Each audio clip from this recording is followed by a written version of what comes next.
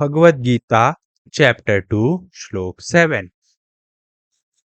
कार्पण्यदोषोपहत स्वभावः पृच्छामि त्वं धर्म सम्मूढचेता यच्छ्रेयं स्यान्निषिचन्त ब्रूहि तं मे शिष्यस्तेऽहं शाधिमा त्वं प्रपन्नम्।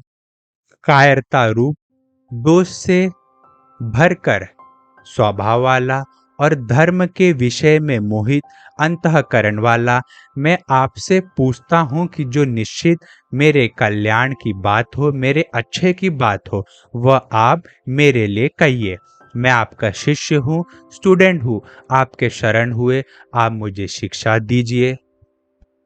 तो जैसा कि अर्जुन ने अब तक बोला, अपने पॉइंट्स रखे कि मुझे युद्ध नहीं करना है, ये है, युद्ध से मुझे दूर जाना है, और युद्ध से दूर जाने को वो अपना एक अच्छा गुण समझ रहे थे कि मेरा दिल बहुत सॉफ्ट हार्ट है।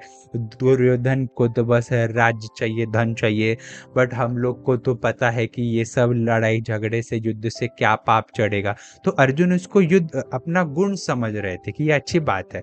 बट भगवान बोलते हैं कि ये जो तू सोच रहा है कि ये तेरा गुण है, ये तेरा कर्तव्य है, जो तू सोच रहा है ये कर्तव्य नहीं, ये कायरता रूप है। तो अर्जुन यहाँ पर यही बोलते हैं कि भगवान, जो कि आप मुझे बोल रहे हो कि मेरे में कायरतापन है और मैं धर्म के सब्जेक्ट में, धर्म के बारे में कि क्या अच्छा है, क्या मेरे लिए अच्छा नहीं है, उसमें मैं कंफ्यूज हूँ। मुझे समझ नहीं आ रहा है कि क्या करना चाहिए, क्या नहीं करना चाहिए, युद्ध करना चाहिए कि नहीं करना चाहिए। तो मैं भगवान, तो मैं आपसे पूछता हूँ कि जो बात मेरे लिए अच्छी है, जो मेरे कल्याण की बात है, वो बात आप मुझसे कहिए।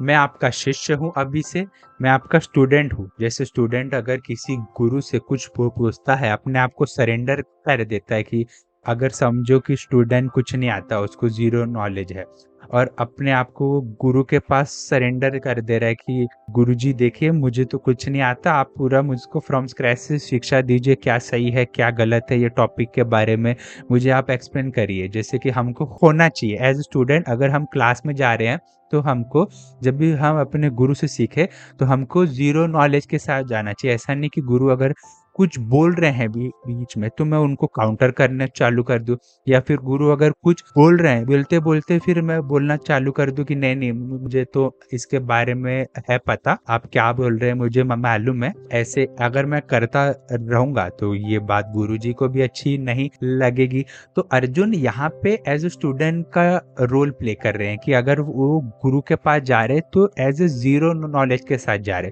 वो उन्होंने कृष्ण को ये बोल दिया कि क्या अच्छा है मेरे लिए, क्या बुरा है, ये मुझे नहीं समझ रहा है। तो आप मुझसे कहिए कि क्या अच्छा है और क्या बुरा है। जैसे आप बोल रहे हैं कि युद्ध करना कर्तव्य है, धर्म है, बट मैं सोच रहा हूँ कि युद्ध करने से पाप लगेगा। तो ये सब मैं समझ नहीं पा रहा हूँ, क्या पुण्य है क्या पाप है। तो अर्जुन भगवान के पास अभी खुद को सरेंडर कर दे रहे।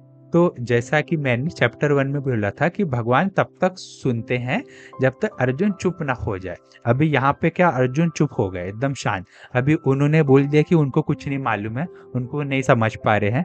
तो हमको भी लाइफ में ऐसे ही करना चाहिए।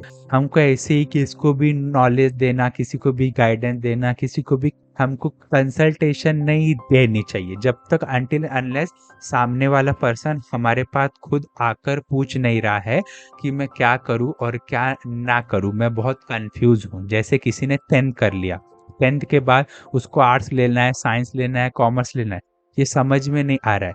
तो जब तक वो आके ना पूछे जैसे कि मैं क्या करूं, मुझे समझ नहीं आ रहा है कि मेरा पैशन क्या है, मेरे लिए क्या अच्छा है, तो जब तक वो ये ना बोले कि आप मुझे बताइए कि मैं क्या करूं, तब तक हमें खुद से उसके पास जाके नहीं, हमको अपना गाइडेंस है जो भी है बोलना चालू कर देना है, अपना जो नॉलेज है उसके ऊपर नहीं थोपना है। क्योंकि अगर हम ऐसा करेंगे तो वो उस बात की वैल्यू नहीं करेगा।